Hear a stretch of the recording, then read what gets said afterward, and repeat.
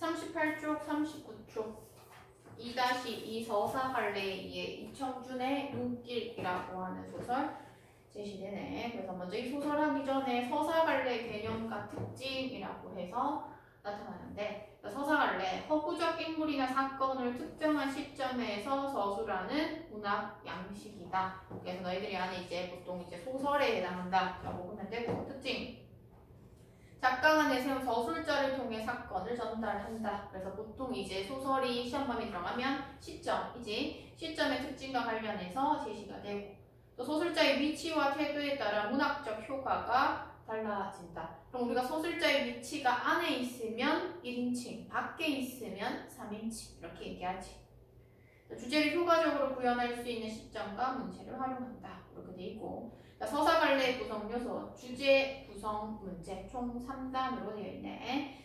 주제는 작품을 통해 전하고 싶은 생각으로 작가의 가치관, 인생관, 세계관. 구성은 구성 안에 인물, 사건, 배경이 있어. 그래서 윗글의 갈래에 대한 특징으로 알맞지 않은 것은 이라고 해서 서사갈래는 인물, 사건, 배경의 구성 요소를 지닌다 라고 하면 틀리고, 그지? 서사갈래의 구성의 세계가 인물, 사건, 배경이야. 그래서 발단, 전개, 위기, 절정, 결말 총 5단 구성으로 이루어져 있다는 것. 문제, 작가가 글을 쓰는 방식과 관련해서 문장에 나타나는 개성적 특징을 의미한다. 소단원 정리하기 보면 갈래, 단편소설, 순수소설, 귀향소설. 그래서 성격은 회고적, 과거에 해당하는 부분 나오고, 상징적, 눈길이라든지 옷길이라든지 그런 의미 중요하게 봐야 되고, 그리고 서정적. 그럼 1인칭 주인공 시점이다 라고 되어 있어. 1인칭 주인공 시점의 특징의 오른쪽 39페이지 5번에 잘 정리되어 있는데, 서술자가 작품 속에 나로 등장한다 이렇게 되어 있지. 그러면 1인칭은 서술자가 안에 있으면 위치상으로 1인칭이라고 얘기를 했고, 그럼 나가 등장하지. 그래서 문 꽉 닫아주세요. 그래서 여기서는 나로 등장하고, 이 나는 또 주인공이야. 여기서 시점과 관련해서 간단하게 설명을 하면, 서술자의 위치가 작품 안에 있으면 1인칭 시점이다 이렇게 얘기를 하고, 1인칭 시점 중에서 이제 2가지로 제시가 되지. 그러면 여기 있는 1인칭 주인공 시점의 경우에는 나가 등장해. 이 나가 서술자가 되고, 이 서술자는 언제 주인공이 되는 시점이야. 주인공 38페이지 하고 있어. 거기서 보면 1인칭 주인공 시점이라고 제시되어 있지. 38, 39페이지 뭐래? 나의 심리와 행동의 의도는 분명히 제시되고, 다른 인물의 심리와 행동의 의도는 주인공의 입장에서 서술된다. 왜냐하면 나가 주인공이기 때문에 자신의 심리는 당연히 잘 서술할 수가 있겠지. 그러면 또 작품 안에, 서술자의 위치가 작품 안에 있는 시점을 우리는 1인칭 관찰자 시점. 내가 1인칭 관찰자 시점을 설명하는 이유는 1인칭 주인공 시점인 눈길을 1인칭 관찰자 시점으로 바꿨을 때 어떻게 달라지느냐를 물을 수 있고, 외부 지문으로 1인칭 관찰자 시점의 소설을 같이 제시해서 시점 비교해 볼 수도 있어. 그러면 1인칭 관찰자 시점은 내가 서술자가 되는 것까지는 똑같아. 일단 나가 등장하면 1인칭 주인공 시점이고, 그 대신 얘는 주인공 이외의 인물이 주인공을 뭐 하는 거, 행동이라든지 아니면 외향이라든지 그런 것들을 관찰만 하는 시점이야. 그러면 내가 관찰하면 독자가 그걸 보고, 아, 얘가 슬프구나 기쁘구나를 판단하는 그런 거지. 그래서 1인칭 주인공 시점에 비해서는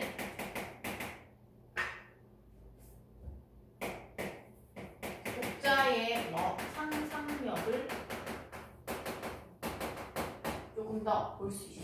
그래서 행동한 거, 묘사한 거, 이걸 통해서 아, 이 슬프구나, 얘는 가고 싶지 않은데 가려는구나, 뭐 이런 것들을 파악할 수가 있다는 거야. 그러면서 이제 39페이지 3인칭 관찰자 시점도 나왔으니까 공부하자. 자, 얘는 서술자가 작품 밖에 있으면 우리는 3인칭이라고 하기 때문에 이 3인칭은 나가 절대로 등장하지 않아. 이름이 나오거나 뭐 준영이, 준서 이렇게 나오거나 그녀 이렇게 해서 제시가 된다. 그럼 3인칭 시점은 두 가지야. 3인칭 전지락가 시점과 3인칭 관찰자 시점 두 가지로서 제시가 되는데, 그지? 전지락가 시점의 경우에는 그럼 서술자가 작품 밖에 있고 밖에 있지만 인물의 심리 또는 상황을 다 안다는 듯이 서술하는 시점이야. 그래서 우리는 이것을 이 전지적 작가 시점을 전지전능하다, 신처럼 전지전능하게 다 한다는 듯이 관찰하는, 서술하는 시점. 자, 그러면서 3인칭 관찰자 시점은 거기 있지. 서술자가 작품에 등장하지 않고 작품 밖에 위치하는 거 똑같아. 등장인물의 행동과 표정을 관찰해서 서술함으로 인물의 심리와 행동에 의도가 직접 드러나지 않아 독자가 이를 추측, 독자가 추측 또는 상상력 다 유사한 것들이야. 외부는 이제 위치만 1인칭 관찰자 시점과 다르고 이렇게 외물의 외양이나 행동 이런 것들을 통해서 우리가 하는 건 똑같아. 그 대신 위치가 1인칭 관찰자 시점보다 얘가 밖에 있기 때문에 이 네 가지 시점 중에서 가장 객관적인 시점은 3인칭 관찰자 시점이라고 볼 수가 있어.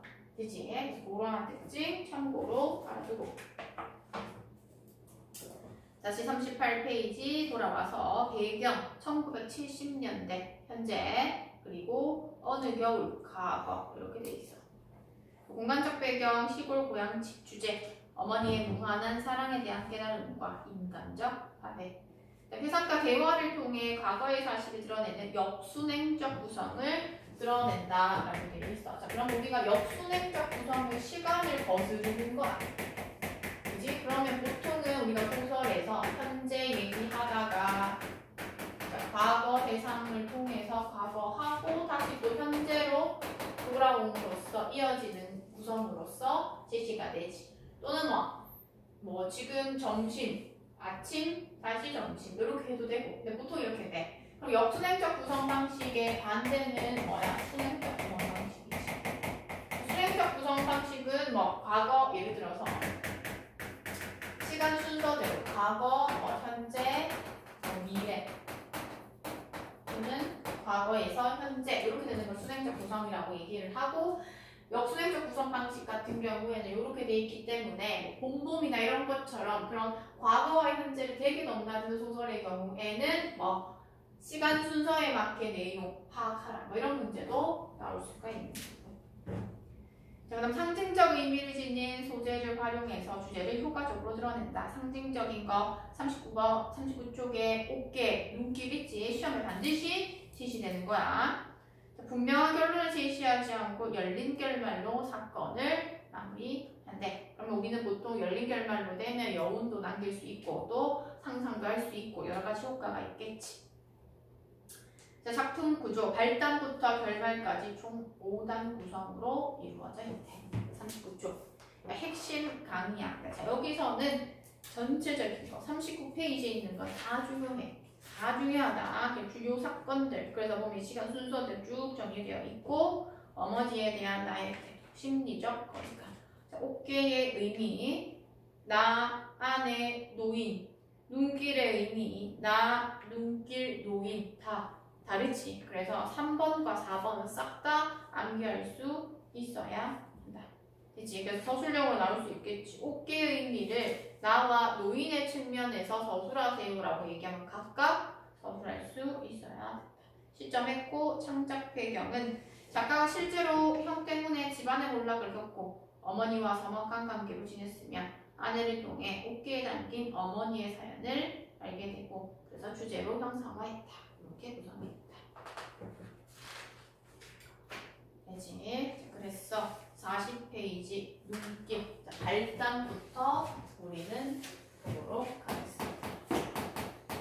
중학교 때 많이 했겠지만 발단의 경우에는 인물을 소개하고 또는 시간적 배경, 공간적 배경도 살펴볼 수 있고 사건의 실마리를 제시하는 그런 단계다라고 볼 수가 있겠지.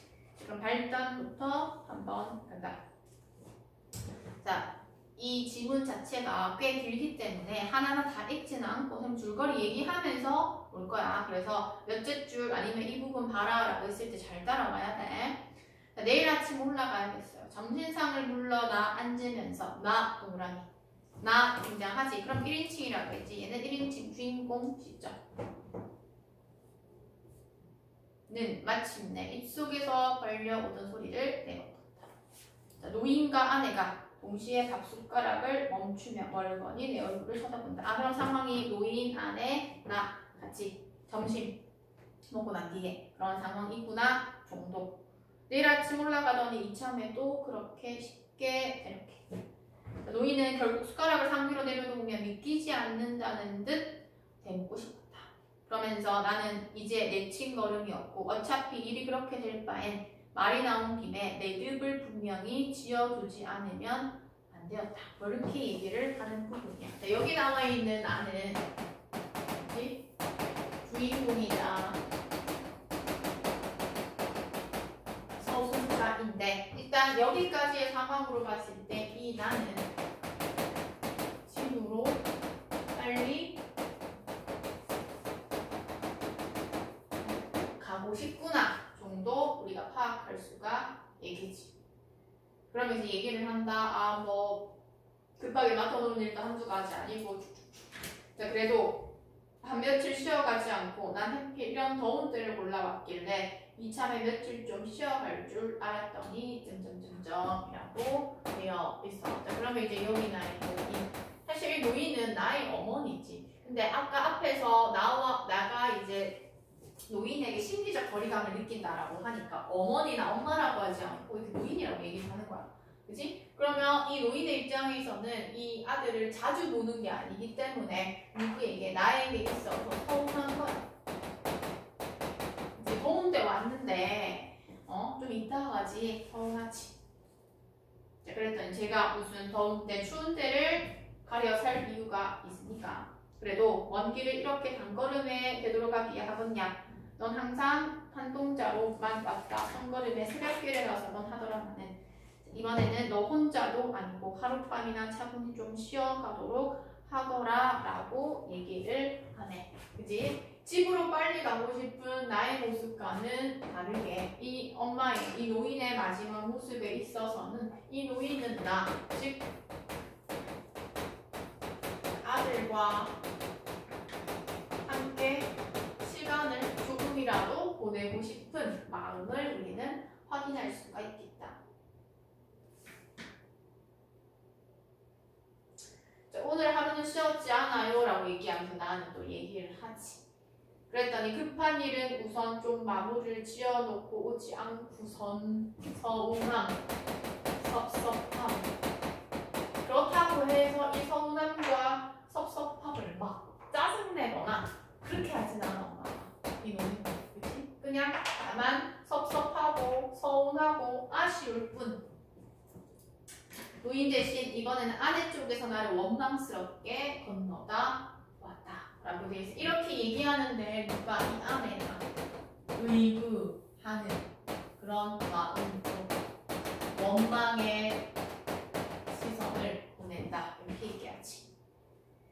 자, 그건 물론 내 주변 머리를 탓하고 있는 게 아니었고 내겐 그처럼 급한 일이 없다는 걸 그녀는 알고 있었다. 아, 그럼 실질적으로 얘가 나가 아들이 일이 있어서가 아니라 그냥 단순히 난 집으로 빨리 가고 싶은 거야. 그래서 노인에게 그냥 이런 거 있고 저런 거 있어서 가야 해요. 핑계 또는 둘러있는 모습이 제시가 되지. 41쪽. 자, 41쪽의 5번째 줄 간다. 그래, 일이 그리 바쁘다면 가봐야긴 하겠다. 바쁜 일을 받아놓고 온 사람 붙잡는다고 들을 일이거든요. 그치? 이 노인의 입장, 어머니 입장에선 바쁜 일이 있는데 계속 있다가 가라고 할 수도 없는 상황이야. 자, 그러면서 항상 그렇게 바쁜 사람인 줄 안다마는 M이라고 이렇게 먼 길을 찾아와도 편한 잠자리 하나 못 마련해주는 내 마음이 아쉬워 그랬던 것 같구나 라고 얘기를 하고 있어. 그래서 처음에는 서운함과 섭섭함도 있지만 사실 이 노인은 제대로 이렇게 하룻밤 편히 자고 갈 수 있도록 해주지 못한 것에 대한 뭐도 있어. 미안함도 있어. 그래서 더욱 아쉽기도 해. 그지? 그래서 더욱 아쉽기도 한 모습. 자, 말을 끝내고 무연스러운이라고 돼 있어. 무연스러운 표정으로 장죽 끝에 풍년초를 꾹꾹 눌러 담기 시작했다. 자, 무연하다. 자, 크게 낙심해서 허탈하거나 멍하다. 장죽 낀 담뱃대를 끝에 꾹꾹 눌러 담기 시작을 했다. 서운함도 보이지. 그래서 여러 가지 감정이 있는 거야. 그래서 일찍 간다든다고 하니까. 그러니까 너무도 간단한 체념이었다. 라고 하면서 쭉 나온다. 그러면서 그 다음 나는 그 너무도 간단한 노인의 체념에 오히려 불쑥 짜증이 치솟았다. 이렇게 되어 있어. 노인은 그럼 나의 얘기를 듣고 뭐 간단한 체념 이런 거 있나? 아, 노인의 그냥 체념이네.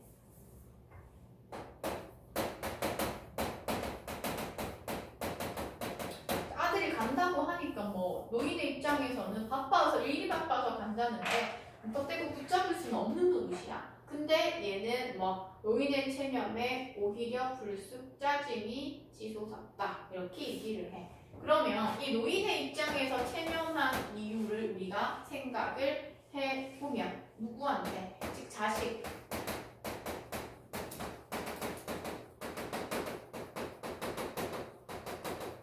자, 아들에 대한 뭐가 있기 때문에 미안함이 있기 때문에 그치? 미안함이 깔려있고 또 그 이면에는 자신의 신체에 대한 한탄도 있어.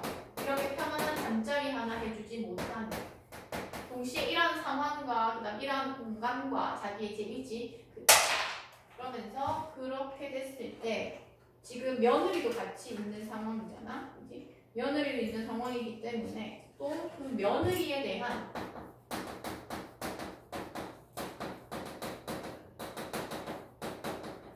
부끄러움도 있어. 편안한 잠자리 해주지 못하는 그런 부분에 있어서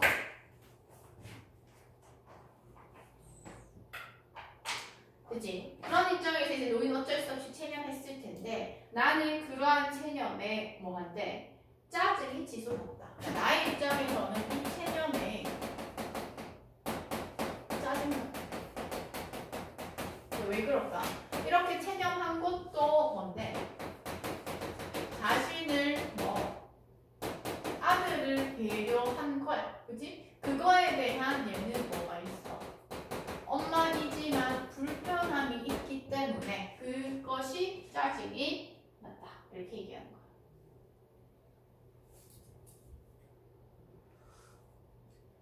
나는 마침내 자리를 일어섰고 그러고는 그 노인의 무표정에 밀려나기라도 하듯 방문을 나왔다.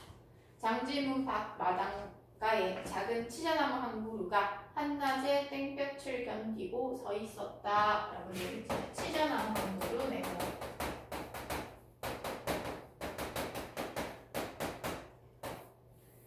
이 소설에 있어서는 인물의 심리를 드러내기 위해서 객관적 상관부를 드러낸다. 두 가지 부분이 있는데 그 첫 번째가 첫 번째 객관적 상관부야. 그럼 우리가 앞에 있는 상황으로 봤을 때 치자나무 한 그루가 한낮의 땡볕을 견디고서 있다라고 되어 되는 부분이야. 그래서 그럼 앞에 있어서 나의 불편함, 엄마가 저러한 태도를 보이는 것 자체 불편하다라고 했지. 불편함 또는 곤혹스러움. 왜냐면 심리적으로 이제 거리감을 엄마에게 느끼기 때문에, 그지? 그것을 찾아야 하는 그런 심리를 드러내기 위해서 이런 치자나무 한 그루라고 하는 객관적 상관부를 제시했다. 이렇게 살펴볼 수가 있어. 그지?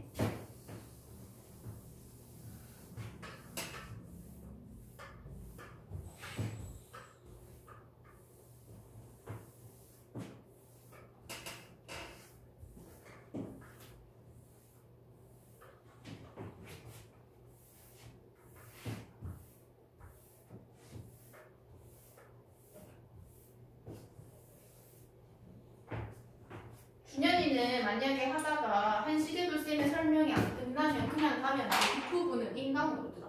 알았지? 간다. 이제 전개 부분 가자.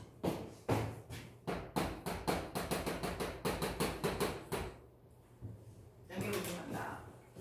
전개 부분은 우리가 구성 단계상 전체적으로 이제 사건이 진행되는 단계라고 볼 수가 있어. 자, 지열이 후끈거리는 뒷곁 콩밭 한가운데 오리나무 무성한 묘지 하나가 있었고 그 오리나무 그늘에 숨어 앉아 콩밭 아래로 내려다 보니 자, 집이라고 생긴 게 꼭 습지에 돋아오른 여름버섯 형상을 닮아 있다라고 되어 있어. 집이라고 생긴 게 이렇게 되어 있어. 얘는 집에 대해서 그렇게 긍정적으로 바라보진 않아, 그치? 부정적으로 바라보는 그런 모습이고, 자 나는 금세 어디서 묵은 빈 문서라도 불거져 나올 것 같은 조마조마한 기분이 들었다라고 되어 있네. 그치? 그러면 얘는 그 총 세 가지 측면에서 우리가 살펴볼 수 있는데 그 첫 번째에서는 조마조마한 집에 대해서 얘는 조마조마한 기분이 들었다 이렇게 얘기하네. 그치? 그러면서 뒷부분에 42페이지 애초에 허물은 그 빌어먹게 비좁고 음습한 단칸 오두막 때문이었고 묵은 빛이 붉어져 나올 것 같은 불변스러운 기분이라고 되어 있습니다.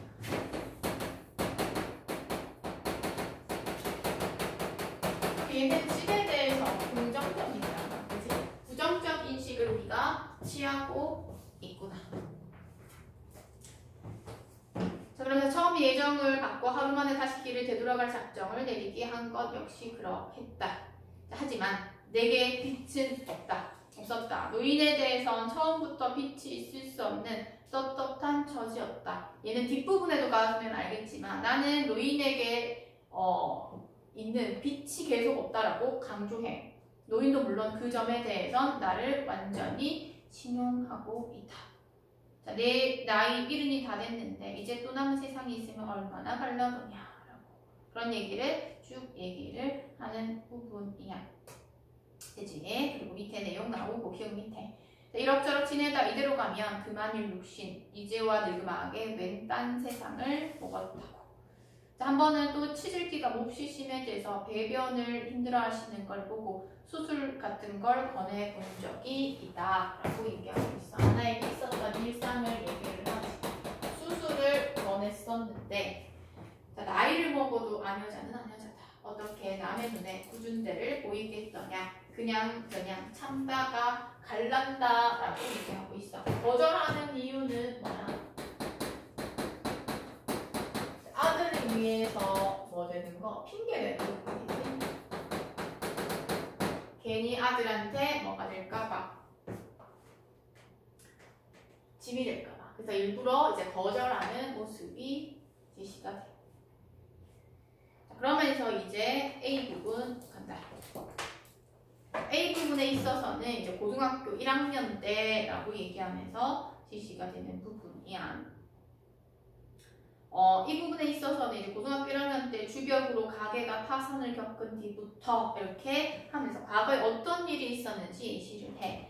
그러면서 형이 조카 아이와 아이들의 할머니까지 포함한 장남의 모든 책임을 내게 떠맡기고 세상을 떠난 뒤부터 일은 줄곧 그렇게 되어온 셈이다 라고 얘기를 하는 부분. 그래서 그렇게 하면서 A 부분 전체에 있어서는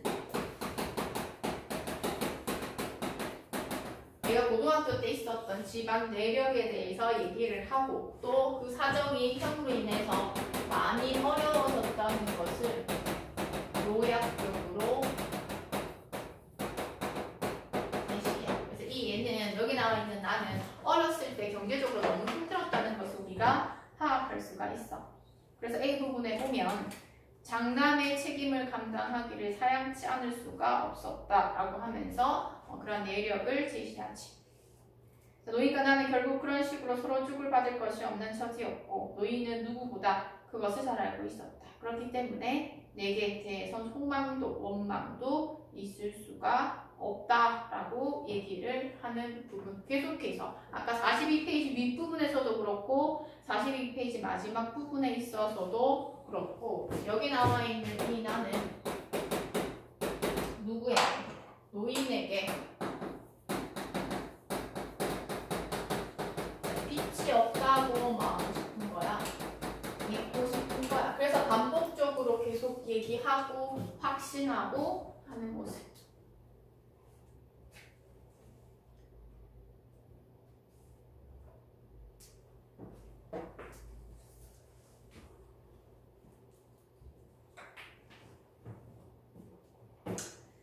자, 43페이지. 자, 그런 노인이었는데 이번에는 뭔가 눈치가 이상했다 이렇게 얘기를 해. 밑으로 쭉 내려와서 B 위에 지분 개량 사업이 애초에 허물이었다 라고 돼 있지. 그럼 지분 개량 사업과 관련해 가지고는 또 노인이 좀 다르더라 이렇게 얘기하는 거야. 집집마다 모두 도당 아니면 기와를 얻는단다. 도당 밑에 나와 있네. 자, 표면에 아연을 도금한 얇은 철판, 지붕을 이거나 양동이, 대야를 만드는데 쓴다라고 되어 있어. 자, 노인은 처음 남의 말을 하듯이 집 이야기를 꺼낸다라고 얘기하지. 그럼 이 부분은 누구? 어제 저녁 노인이 했던 말이야. 나 그 부분, 이 부분은 어제 저녁 노인의 말을 가져옴으로써 어제 저녁에 그 과거를 해상하는 그런 모습이 제시가 되지.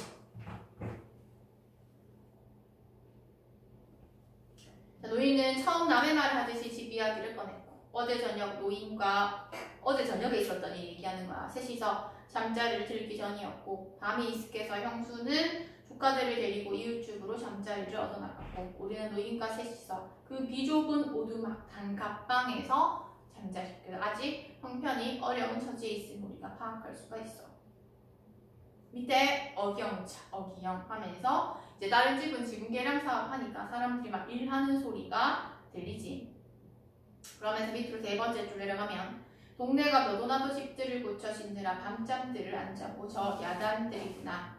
그러면서 농어촌 지분 개량 사업이라는 것이었고 통일벼가 보급된 후로 집집마다 그 초가지붕의 개초가 어렵게 되었단다 라고 얘기하면서 지붕을 이제는 슬레이트로 뭐하는 거 바꾸는 사업을 하게 됐다라고 얘기하면서 나에게 얘기를 해주는 거야. 그 다음 문단. 나는 처음 그런 노인의 이야기를 들었을 때 무턱대고 가슴부터 덜컹 내려앉고 있었다 라고 얘기를 해. 그럼 덜컹 내려앉은 모습은 뭐야? 노인도 지분 개량 사업을 하고 싶어 할까봐 하고 싶어 할까봐 놀란 거야. 하고 싶다라고 하면 어떡하지? 덜컹 했어. 노인에 대한 빛 생각이 처음으로 머릿속에 떠오르는 순간이었다. 이 노인이 쓸데없는 소망을 지니면 어쩌나 하지만 나는 곧 마음을 가라앉혔다. 무엇보다도 나는 노인에 대해 빛이라는 게 없다. 뭘 계속 또 얘기를 해. 그러면서 쭉 내려오면 이 부분에 보면 자 도대체가 기와고 도당이고 지붕을 가꿀 만한 집골이 못 되었다. 얘가 거기에 너무나도 작기 때문에 이게 지붕 개량 사업 할 정도가 되나? 너무 좁고 작은데 그래저래 노인도 소망을 지녀볼 엄두를 못 낸 모양이다. 이야기하는 말투가 영랑없는 남의 말이다. 하지만 사실 그게 오해였고 노인의 속마음은 그게 아니었다. 관에서 하는 일이라면 이 집에서도 몇 편 이야기가 있었겠군요. 넘겼어. 사태를 너무나 낚아난 나머지 위로 겸해 한마디 실없는 소리를 내놓은 것이 내 실수였다 라고 얘기를 하지. 자, 이 실수가 괜히 그렇게 해서 진짜 이 노인의 속마음을 알게 되고 이로 인해서 이 나가 부담감을 느끼는 상황이 되지.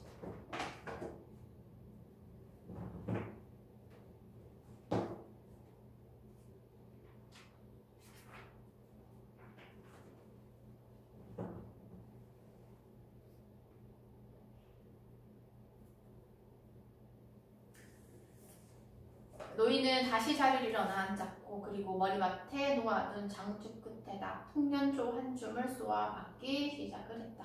자, 왜 우리 집이라 말썽이 없었더라냐? 노인은 여전히 남의 말을 옮기듯 덤덤히 말했고 이장이 쫓아와 뜸을 들이고 으름장 놓고 말했대. 어머니 뭐라고 우겼어요? 뭐 우길 것도 뭐 있냐?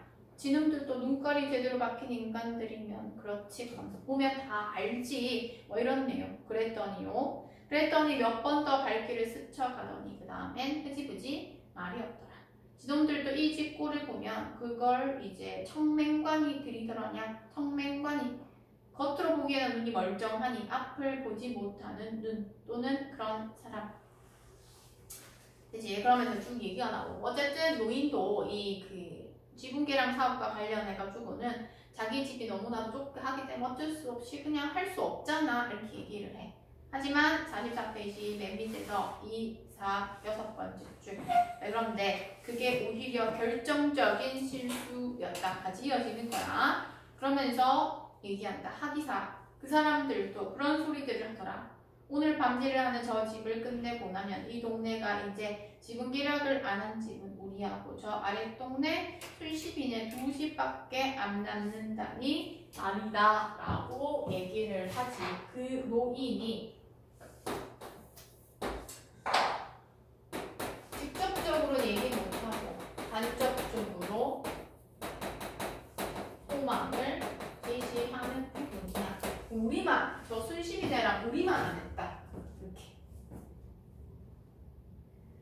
그래도 동네 듣기 좋은 문법마을 만들자고 린지백까지 꼭 기화를 얹으라 하겠어요. 하면서. 45초. 글쎄 말이다. 차라리 지붕에 기완이 부담만 얹으랬으면 우리도 두 눈 딱 감고 저지르는 뭐 이런 얘기까지 하게 되지. 되나? 그러면서 또 얘기한다. 모범 마을 꼬투리가 되어 이야기가 다시 엉뚱한 곳으로 번지고 있었고 나는 비로소 다시 가슴이 섬찟했다. 하지만 이미 때가 너무 늦고야 말았다. 어머니께서 또 우회적으로 또 다시 한다. 아까 전에 우회적으로 소망 제시하는 거 앞에 거 첫 번째, 여기 나오는 거 두 번째야. 하기사 말이 쉬운 지분 계량이지 알속은 실상 새 성주를 하는 집도 여러 집 된단다. 이렇게. 그래서 내가 하고 싶다, 이 집 하고 싶다, 주변에 뭐 그렇게 한단다 이렇게 얘기하지. 한번 이야기를 꺼낸 노인이 거기서부터는 세상 마을 사정을 다 얘기하고 그 지분 계량 사업이라는 것을 알고 보니 사실 융통성이 꽤나 많은 일이었다라고 얘기를 하는 부분. 그래서 밑에는 쭉 읽어보면 되고 그 문단 끝에 쭉 얘기하면서 노인은 새 성주가 겁이나 이를 단념할 수밖에 없었던 셈이고 허술한 기둥만 믿을 수는 없었다라고 얘기를 하는 부분. 그래서 지분 계량 사업이라고 하는 그런 것과 관련해서 뭔가 번거롭게 엮이고 싶지 않았다.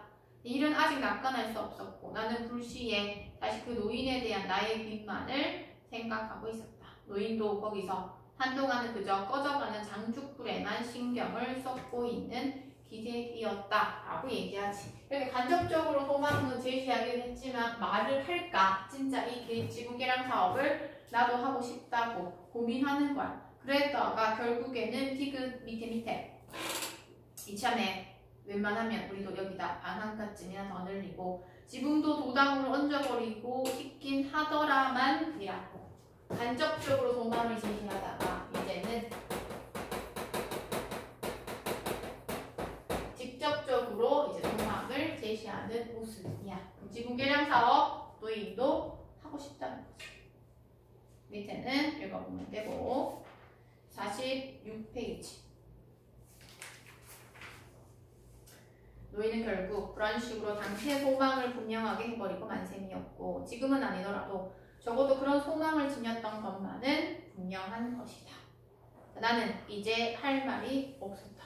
눈을 감은 채 듣고만 있었다. 노인에 대해서 빛이 없음을 골백번 속으로 다짐하고 있다. 이렇게 얘기를 하는 부분이야. 그러면은 이제 노인이 지분 계량 사업하고 싶어 라고 얘기를 하니까 이게 부담감을 느끼는 거야. 그렇기 때문에 나 빚 없어 뭐 이렇게 계속해서 강조하는 모습이야. 그러면서 이번에는 면에서 그냥 흐지부지 지나가 주더라면 내년에는 또 이번처럼 어떻게 장잠해주기나 할는지. 그래서 계속 주저리 막 상황을 얘기하지. 그러면서 내가 아예 대꾸를 안으니까 노인은 이제 혼잣말 비슷한 푸념을 계속했다. 듣다 보니 노인의 머릿속에 이미 꽤 구체적인 계획표까지 마련되어 있었던 것 같다. 나라에서 보조금 5만원 내주겠다. 이를 일단 저지러 들었다면 큰돈이 얼마나 더 들 일이 있을라더냐 라고 하면서 지붕계량 사업을 했었을 시 어떻게 할까 다 생각한 거야. 그 부분 끝나고 흙길을 돌볼 사람은 그 용석이 아버지에게 부탁을 하고 기둥을 갈아낼 나무가 되는 이장내 산에서 헐값으로 몇 개 부탁해 볼 수 있었다는 거였다. 그렇다면 누구한테 일을 맡길지까지도 다 정했어. 노인의 장주 끝에는 이제 불기가 꺼져 식어 있었다라고 얘기를 하는 부분이야. 그러면 노인의 장주 끝에 불이 꺼져서 식어 있었다 이렇게 얘기하는 부분이야. 원래는 그 노인의 소망이 뭐였는데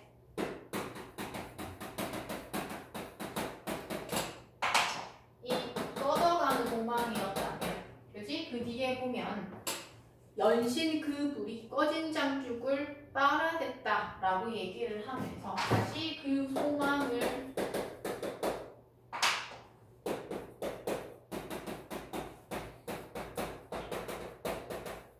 살리고 싶은 마음이 있는 거야. 그래서 이러한 마음을 비유를 통해서 얘기를 하고 있다라는 것을 우리가 파악할 수가 있어.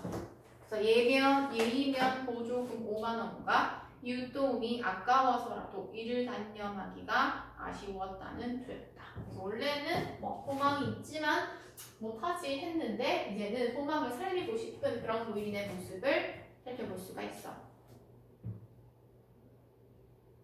하지만 노인은 그러면서도 끝끝내 내게 대한 주장이나 원망의 빛을 보이진 않았다라고 돼 있지. 하지만부터 보이진 않았다까지 갈로 열고 닫아봐.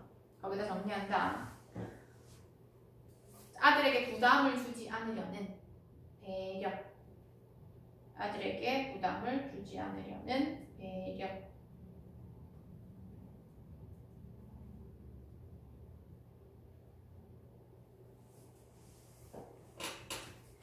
그 문단 끝나고. 하지만 다 소용없는 일이다. 세상 일이 그렇게 망가지면 된다느냐. 나이 먹고 늙은 걸 서러워할 사람이 있을라더냐.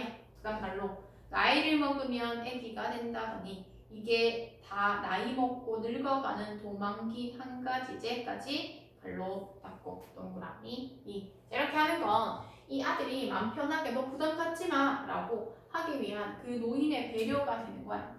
종당에는 은밀스러운 당신의 소망조차 당신 자신의 실없는 로망기 탓으로 돌려버리고 있었다. 자, 하지만 나는 이제 노인의 내심을 못 알아볼 리 없었다. 집을 다시 짓고 싶은 그 소망을 나도 단번에 알아들었다는 거야. 47페이지. 이제 아내가 나선다. 당신 어젯밤 어머니 말씀 그렇게밖에 응대해 드릴 방법이 없었냐. 이렇게 얘기하지. 오늘 아침 아내는 이제는 오늘이야. 마당가로 새순물을 떠들고 나왔다가 낮은 소리로 추궁을 해왔고 그때 나는 아내에게 그저 쓸데없는 참견 말라는 듯 눈매를 잔뜩 깎아 떠 보였었다. 자, 아내는 누구의 입장에서 계속해서 이 둘의 아들과 노인의 관계가 잘 회복됐으면 하는 바라는 그 인물이야. 그렇기 때문에 이 아들이 엄마한테, 즉 노인에게 이렇게 하는 것에 대해서 이렇게 눈매를 깎아 떠 보였다. 째려봤다는 거야. 그렇다는 건 그것조차도 이 나는 못마땅한 모습이지.